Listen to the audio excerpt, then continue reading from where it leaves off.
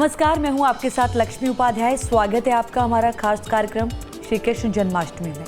26 अगस्त को हम बाल गोपाल का 5251वां जन्मोत्सव पर्व मनाने जा रहे हैं। भगवान कृष्ण का जन्म भाद्रपद मास की अष्टमी तिथि को मध्य रात्रि के समय हुआ था और इस बार की जन्माष्टमी तो बेहद खास होने वाली है क्योंकि इस बार द्वापर काल वाले योग इस दिन बन रहे हैं, तो इसे बहुत ही फलदायी बना रहा है। तो चलिए इस कार्यक्रम में हम आपको बताएंगे कि इस बार भगवान कृष्ण का जन्मोत्सव पर्व आप कैसे मनाएं, उनको किन वस्तुओं का भोग लगाएं, उनके अभिषेक का मुहूर्त क्या होगा, इस दिन हमें क्या करना चाहिए। इन सभी सवालों का जवाब देने के लिए हमारे साथ स्टूडियो में इस वक्त मौजूद हैं पंडित राजकुमार शास्त्री जी। बहुत स्वागत शास्त्री जी आपका हमारे इस खास कार्यक्रम। प्रणाम। सबसे पहले हम यही जानना चाहेंगे, दशकों के बाद कृष्ण जन्माष्टमी पर द्वापर काल के 4 शुभ संयोग बन रहे हैं, तो क्या इस बार पूजा करने से दोगुना फल मिलने वाला है रुचि? और कौन कौन से वो संयोग हैं, उसका हमारी और आपकी जिंदगी पर कितना शुभ असर पड़ने वाला है, जरा ये भी बताइएगा। सभी आपके दर्शकों को और जय श्री कृष्णा, राधे राधे। देखिए लक्ष्मी जी, आज से 5251 वर्ष पूर्व द्वापर युग में जिस समय भगवान श्री कृष्ण का जन्म हुआ और उससे पहले भी भगवान के 24 अवतारों में से कई अवतार हो चुके थे। द्वापर युग में जिस समय भाद्रपद मास के कृष्ण पक्ष की अष्टमी तिथि के मध्यरात्रि में भगवान श्री कृष्ण का प्राकट्य मथुरा के कारागार में हुआ, उस समय तिथि और नक्षत्र को मिलाकर के कुछ विशेष योगों का निर्माण हो रहा था। जैसे कि भाद्रपद मास की अर्धरात्रि में अष्टमी तिथि विद्यमान थी, उस समय रोहिणी नाम का नक्षत्र विद्यमान था। चंद्रमा अपनी उच्च राशि पर रोहिणी नक्षत्र से अपनी उच्च राशि पर चंद्रमा गोचर कर रहे थे और वृष लग्न में भगवान श्री कृष्ण का प्राकट्य हुआ। जिस समय अष्टमी तिथि में रोहिणी नक्षत्र का योग बनता है उसको जयंती योग कहते हैं। वह जयंती योग जो द्वापर युग में भगवान श्री कृष्ण के प्राकट्य के समय था, वही जयंती योग इस वर्ष भी संयोगवश वही रोहिणी नक्षत्र, वही अष्टमी तिथि, वही भाद्रपद मास का कृष्ण पक्ष और वही वृष लग्न, ये सारी स्थितियां इस समय भी जयंती योग में बन रही हैं। अर्थात आप ये कह सकते हैं कि जो भगवान श्री कृष्ण के द्वापर युग में जन्म के समय 4 शुभ योग थे, वह योग इस वर्ष भी कई वर्षों के बाद बन रहे हैं। इसलिए इस वर्ष की जो श्री कृष्ण जन्माष्टमी है उसका महत्व उतना ही है जितना श्री कृष्ण जन्माष्टमी का महत्व द्वापर युग में कृष्ण जन्म के समय था। गुरु जी, पिछले कई सालों से हम देख रहे हैं कि जन्माष्टमी के त्योहार को लेकर बड़ा कन्फ्यूजन रहता है। 2 दिन देखा जाता है कि 2 दिन लोग मनाने लगते हैं। कोई कहता है कि मथुरा में जिस दिन है उस दिन मनेगी, कोई कहता है कि अलग तरीके से हम अगले दिन मना लेंगे। क्या इस बार का क्या संयोग बन रहा है? देखिए लक्ष्मी जी, आपने बहुत महत्वपूर्ण प्रश्न किया है और एक बात को हमेशा याद रखें, तिथि हमेशा एक ही होती है लेकिन वह 2 दिन तक चल सकती है। कारण ये है कि एक तिथि का जो मान है वह 19 घंटे से लेकर के 26-27 घंटे तक होता है। अब ऐसी स्थिति में चूंकि आप अंग्रेजी तारीख के साथ में तिथि को मिलाना चाहते हैं, वह संभव ना पहले कभी हुआ है और ना आज संभव है और ना ही कभी होगा। ये कन्फ्यूजन हमेशा चलेगा। अंग्रेजी तारीख के साथ में तिथि का मेल हो नहीं सकता क्योंकि अंग्रेजी तारीख एक फिक्स है, वो रात्रि के 12 बजे से शुरू होती है और रात्रि के 12 बजे समाप्त हो जाती है, जबकि तिथि में ऐसा नहीं है। तिथि स्पष्ट गणना के आधार पर होती है। वह जरूरी नहीं कि रात्रि के 12 बजे शुरू होगी, सूर्योदय में भी हो सकती है, सूर्योदय के बाद भी तिथि का आरंभ हो सकता है या आधा दिन बीत जाने के बाद भी हो सकता है। इसलिए सबसे पहली बात तो यह है कि वो आप जो दिन के साथ में अंग्रेजी तारीख के साथ में पंचांग की तिथि को मिलाने का प्रयास करते हैं, आजकल के जो आधुनिक विद्वान हैं वह स्वयं कन्फ्यूज हैं, उनको शास्त्र की तिथि स्पष्ट करने का कोई ज्ञान नहीं है, इसलिए वो स्वयं कन्फ्यूज होते हैं, दूसरे को भी कन्फ्यूज करते हैं और उनका कन्फ्यूजन दूर हो भी नहीं सकता है, क्योंकि तिथि की गणना को विद्वान लोग ही जानते हैं और विद्वानों के मन में तिथि और डेट को लेकर कोई कन्फ्यूजन नहीं होता है। दूसरी बात यह है कि हमारे जो 5 संप्रदाय हैं उसमें एक गणपत्य है जो गणपति की पूजा करते हैं, दूसरा सौर्य है जो भगवान सूर्य की उपासना करते हैं, तीसरा शैव है जिसको स्मार्त भी कहते हैं, भगवान शिव की पूजा करते हैं, चौथा शाक्य है जो शक्ति की उपासना करते हैं और 5वां वैष्णव संप्रदाय है और उसी को निम्बार्क भी वैष्णव का ही अंग है। तो इस प्रकार से ये 5 जो संप्रदाय हैं उसमें जो वैष्णव लोग हैं या निम्बार्क हैं यह मुख्य रूप से जन्माष्टमी, रामनवमी इत्यादि की उपासना करते हैं और इसके साथ ही जो शैव हैं जो स्मार्त हैं उन दोनों के कुछ सिद्धांत अलग हैं और उस सिद्धांत को एक साथ मिलाया भी नहीं जा सकता, क्योंकि वह मेरी सोच अलग है, आपकी सोच अलग है, तो वह भाव का संबंध है, श्रद्धा का संबंध है। इस कारण से यह कन्फ्यूजन होता है और ये कन्फ्यूजन चलता ही रहेगा। जैसे कांग्रेस पार्टी और भारतीय जनता पार्टी की राय नहीं मिल सकती, उसी प्रकार से ये स्मार्त, शैव, वैष्णव और शाक्य, सौर्य, गणपत्य इनको एक साथ नहीं मिलाया जा सकता। ठीक है, तो आपने जाना कि ये कन्फ्यूज़न लोगों की सोच की वजह से रहता है, तिथि हमेशा एक ही रहती है, दिन आगे पीछे लोग अपने हिसाब से कर लेते हैं। गुरुजी, पूजा का शुभ मुहूर्त बेहद महत्वपूर्ण होता है, इस बार क्या रहेगा और पारण का सही समय इस बार क्या है? देखिए, श्री कृष्ण जन्माष्टमी इस वर्ष 26 अगस्त 2024 और सोमवार के दिन सभी वैष्णव, सभी संप्रदाय, जो 5 संप्रदाय के आदरणीय सम्माननीय आचार्यगण हैं, वो एक ही दिन जन्माष्टमी का पर्व मनाएंगे। जन्माष्टमी का पर्व भाद्रपद मास की कृष्ण पक्ष की अष्टमी तिथि पर मनाया जाता है। भगवान श्री कृष्ण का प्राकट्य मथुरा की कारागार में मध्यरात्रि काल अर्थात रात्रि के 12 बजे हुआ। श्री कृष्ण जन्माष्टमी का पर्व संपूर्ण विश्व में बड़े हर्षोल्लास के साथ में मनाया जाता है। इस वर्ष भगवान श्री कृष्ण जी का जो जन्म है वह 5251वां वर्ष जन्मोत्सव सभी बड़े हर्षोल्लास के साथ में मनाएंगे। इस वर्ष भाद्रपद मास की कृष्ण पक्ष की अष्टमी तिथि का आरंभ 26 अगस्त दिन सोमवार को प्रातः 3:40 से आरंभ हो जाएगा और यह तिथि 27 अगस्त की प्रातः पूर्व अर्थात रात्रि के 2:30 पर समाप्त हो जाएगी, सूर्योदय से पहले ही समाप्त हो जाएगी। इसलिए श्रीमद् भागवत महापुराण के अनुसार भगवान श्री कृष्ण का जन्म रोहिणी नक्षत्र युक्त भाद्रपद मास की कृष्ण पक्ष की अष्टमी तिथि पर अर्धरात्रि काल वृष लग्न में हुआ था और ज्योतिष शास्त्र के अनुसार इस प्रकार से तिथि और नक्षत्र की युति से बनने वाले योग को जयंती योग कहते हैं। जब जयंती योग का निर्माण होता है, ऐसे स्थिति में श्री कृष्ण जन्माष्टमी का व्रत करने का विशेष फल शास्त्रों में बतलाया गया है। इस व्रत से अक्षय पुण्य की प्राप्ति होती है। देखिए, आपको बतलाऊं कि जो साधक इस पुण्यमय व्रत को करते हैं उन्हें भौतिक सुख समृद्धि तो प्राप्त होती है और अंत में वैकुंठ धाम की प्राप्ति भी होती है।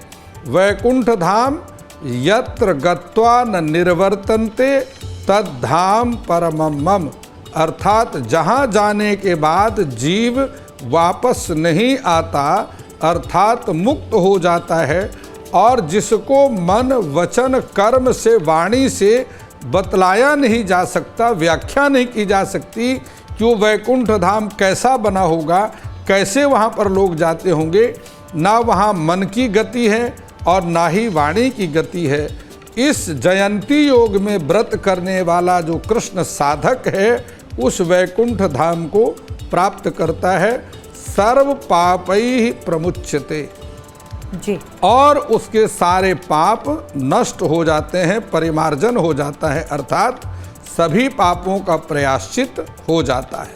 लक्ष्मी जी देखिए, जब हम पूजा के मुहूर्त की बात करते हैं तो अथ सर्वगुणोपेतः कालः परम शोभना यहुर्वाजन जनमर्छम शांतर्छग्रह तारकम। श्रीमद्भागवत जी के 10वें स्कंध में भगवान श्री कृष्ण के जन्म की बात करते हुए श्री सुखदेव जी महाराज ने राजा परीक्षित को बतलाया कि राजन, भगवान श्री कृष्ण का जन्म रात्रि के 12 बजे हुआ, इसलिए नेट पर आपने कुछ भी समय देखा हुआ है वह सब व्यर्थ की बात है। भगवान कृष्ण का जन्म रात्रि में 12 बजे हुआ, इसके लिए शास्त्र प्रमाण है, श्रीमद् भागवत प्रमाण है, और कृष्ण जन्म का पूजन आज भी और 10 वर्ष के बाद भी रात्रि के 12 बजे ही होगा। और रात्रि के 12 बजे के उपरांत भगवान श्री कृष्ण का महाअभिषेक किया जाएगा। वह पूजा विधि में मैं आपको स्पष्ट कर दूंगा। जी आचार्य जी, इस बार बेहद खास है जन्माष्टमी, तो जाहिर है कि तैयारियां भी बहुत खास तरीके से करनी होंगी। अगर हमें पूजा से पहले सामग्री की लिस्ट तैयार करनी होगी तो उसमें किन किन चीज़ों को शामिल करना होगा? देखिए, ये बहुत महत्वपूर्ण है, क्योंकि प्रायः सभी देवताओं की पूजा का जो सामग्री है वो एक ही तरह होती है, अंतर होता है मंत्रों में। लेकिन भगवान श्री कृष्ण, कृष्णस्तु भगवान स्वयं, और भगवान 16 कलाओं से संपूर्ण भगवान श्री कृष्ण का इस प्रकार से प्राकट हुआ, जिन्होंने अपने जीवन में मन की गति से भी अलग हट करके कार्य किया। जैसे भगवान श्री कृष्ण ने चीर हरण किया, या भगवान श्री कृष्ण ने कंस जैसे दुष्ट का वध किया, या भगवान श्री कृष्ण ने महारास किया, या भगवान श्री कृष्ण ने गोवर्धन धारण कर लिया 7 वर्ष की आयु में। इस प्रकार से भगवान श्री कृष्ण के जितने भी कर्म हैं वह अनुकरणीय नहीं हैं, अपितु भगवान श्री कृष्ण ने जिन बातों को कहा है वह अनुकरणीय है। जो उन्होंने बतलाया है उस मार्ग का अनुसरण करना है। भगवान श्री कृष्ण ने जो किया है वह अनुकरण नहीं करना है, इस बात को ध्यान रखें। अब बात करते हैं भगवान श्री कृष्ण की पूजा की सामग्री की। सबसे बड़ी बात है कि भगवान श्री कृष्ण के श्री कृष्ण जन्माष्टमी में धनिया का प्रसाद बनता है, और भगवान श्री कृष्ण को माखन और मिश्री का भोग लगता है।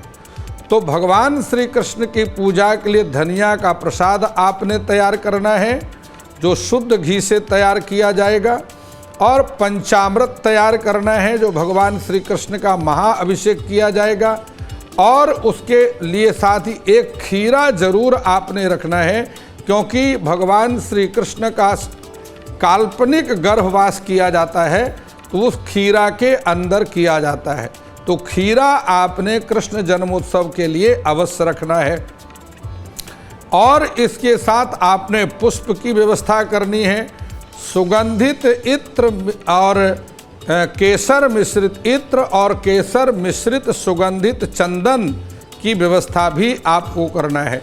ऋतु फल की व्यवस्था करनी है, और अभिषेक के लिए श्री यमुना जी का जल एकत्रित करना है।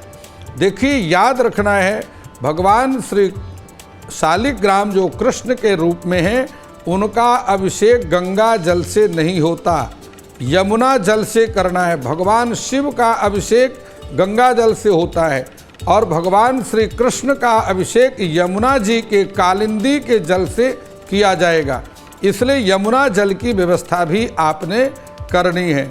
इसके उपरांत धूप और दीपक की व्यवस्था भी करना है। आरती के लिए दीपक, पंच आरती, नव आरती, सप्त आरती, एकादश आरती, 11 बत्तियों से भी आप कृष्ण की आरती कर सकते हैं। मुख्य रूप से पंच आरती का विधान किया गया है, लेकिन भगवान श्री कृष्ण की आरती के लिए शुद्ध घी की दीपक चाहिए और तेल से या तिल के तेल से कृष्ण की आरती नहीं की जाती। ना भगवान श्री राम की, ना विष्णु की, ना ही कृष्ण की आरती तेल से नहीं की जाती। इसके अतिरिक्त तुलसी अर्चना के तुलसी दल और तुलसी, चाहे आप श्यामा तुलसी हो या रामा तुलसी हो, श्यामा अथवा रामा तुलसी की व्यवस्था आपने करनी है।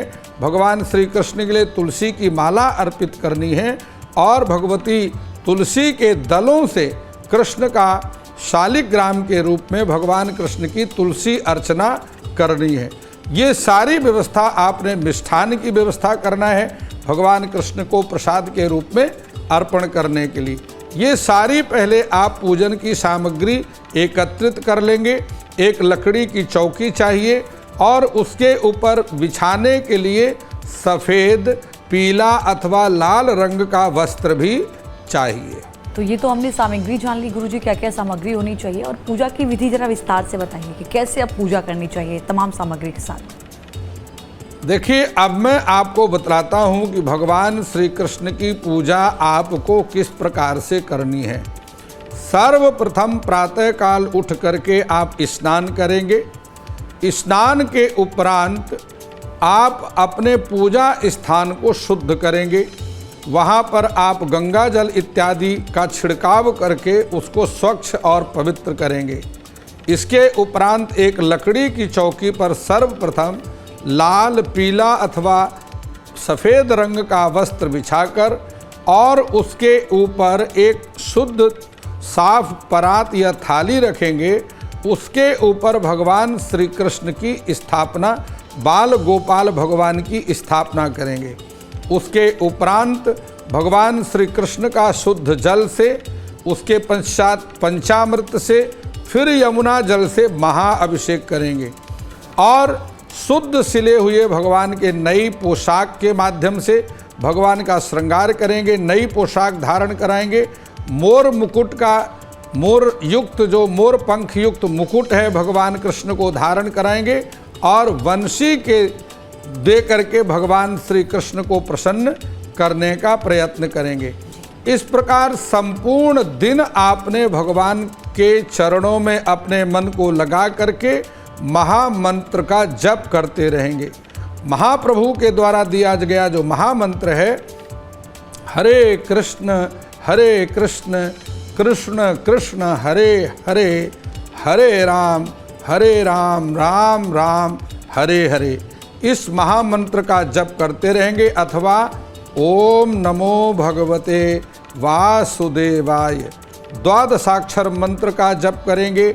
इस मंत्र का जप करते हुए रात्रि के समय 12 बजे भगवान श्री कृष्ण का पुनः अभिषेक करेंगे और खीरा के अंदर जो आपने शालिग्राम या बाल गोपाल की स्थापना की है उनको निकाल करके भगवान श्री कृष्ण और अथवा शालिग्राम जी का महाअभिषेक करेंगे और भगवान श्री कृष्ण को तुलसी मंजरी अर्पण करेंगे अथवा तुलसी की माला भी भगवान को अर्पण कर सकते हैं। प्रसाद के रूप में धनिया, मिष्ठान और ऋतु फल अर्पण करके भगवान को भोग लगाएंगे। अंत में भगवान की आरती करेंगे और भगवान की परिक्रमा करेंगे। इतना सब कुछ करने के बाद आपका व्रत यहीं समाप्त नहीं होता है। व्रत समाप्त होगा सूर्योदय के उपरांत, क्योंकि व्रत हमेशा 24 घंटे किया जाता है। अर्धरात्रि में व्रत की समाप्ति नहीं होती। तिथि की समाप्ति अर्धरात्रि में हो जाए जरूरी नहीं है। प्रातःकाल स्नान आदि से शुद्ध होकर के भगवान की पुनः पूजन करने के उपरांत व्रत पारण करने का संकल्प करेंगे। संकल्प पहले दिन पूजा का करना है, दूसरे दिन व्रत पारण करने का संकल्प करना है। संकल्प करके सर्वप्रथम प्रसाद मुंह में डाल करके मुख और उस प्रसाद के द्वारा ही अपने व्रत का पारण करेंगे और इस प्रकार से आपके श्री कृष्ण जन्माष्टमी का व्रत समाप्त होगा। अपने व्रत में 24 घंटे के मन वचन कर्म से कोई अपराध हुआ है, ज्ञात अथवा अज्ञात अपराध हुआ है, उसके लिए क्षमा याचना करेंगे। यह संपूर्ण श्री कृष्ण जन्माष्टमी के व्रत का विधान है। यदि आप इस विधि के द्वारा कृष्ण जन्मोत्सव मनाएंगे तो अर्थ धर्म काम और मोक्ष पुरुषार्थ चतुष्टय की प्राप्ति अवश्य होगी। जी गुरु जी, आपने बहुत चीज़ें विस्तार से बताई। व्रत की शुरुआत कैसे करनी है, पारण कैसे करना है, किन चीज़ों का भोग लगाना है। एक छोटा सा सवाल ये भी कि इस दिन लोगों की अलग अलग मनोकामनाएं होती हैं, उन मनोकामनाओं की इच्छा पूर्ति के लिए क्या कुछ वो करें और ऐसी कौन सी चीज़ें हैं जिनसे आज के दिन बचा जाए, यानी जिन कार्यों को आज न किया जाए। लक्ष्मी जी, आपने मनोकामनाओं को, क्योंकि संसार में जो भी प्राणी रहते हैं उनकी 3 इच्छाएं ऐषणाएं अवश्य होती हैं। सबसे पहले वित्तेषणा, फिर पुत्रेषणा और फिर लोकेषणा।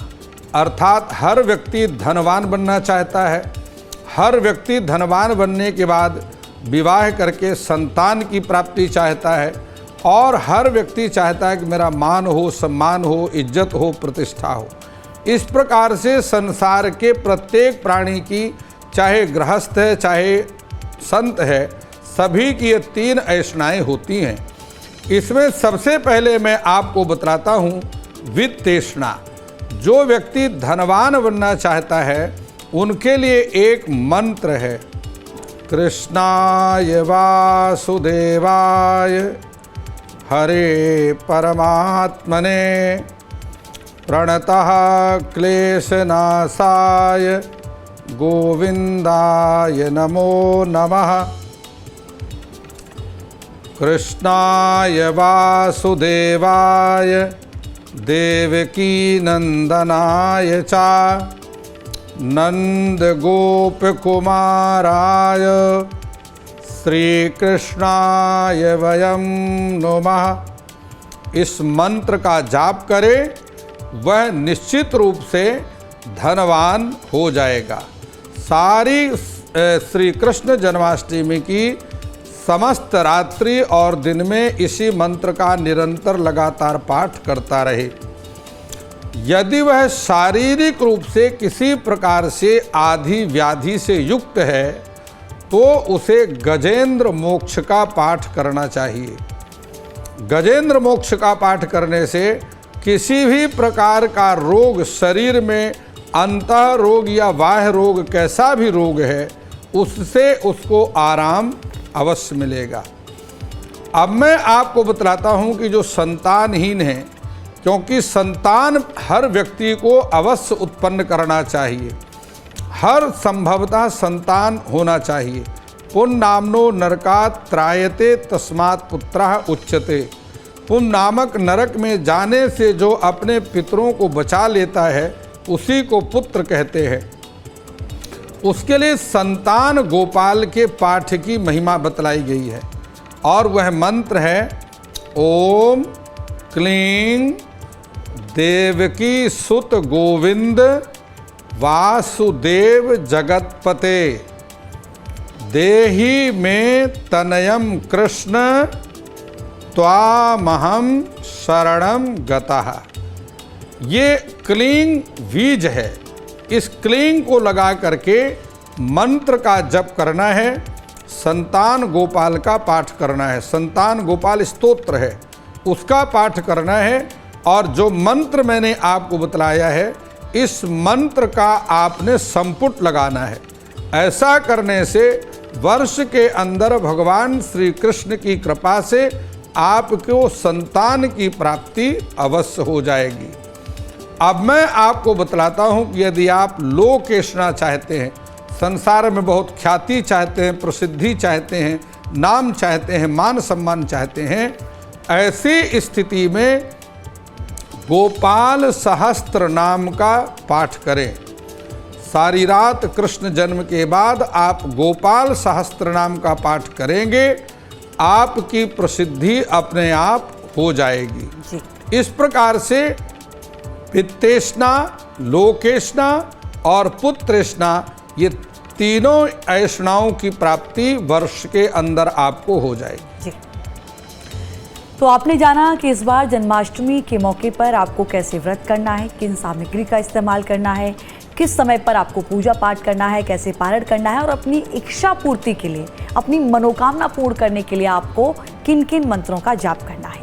गुरुजी, आपने तमाम जानकारियां दी, आपका बहुत धन्यवाद, बहुत शुक्रिया। बहुत प्रणाम। आज के लिए इस कार्यक्रम में इतना ही। बाकी तमाम खबरों के लिए आप बने रहिए न्यूज़ नेशन के साथ। नमस्कार।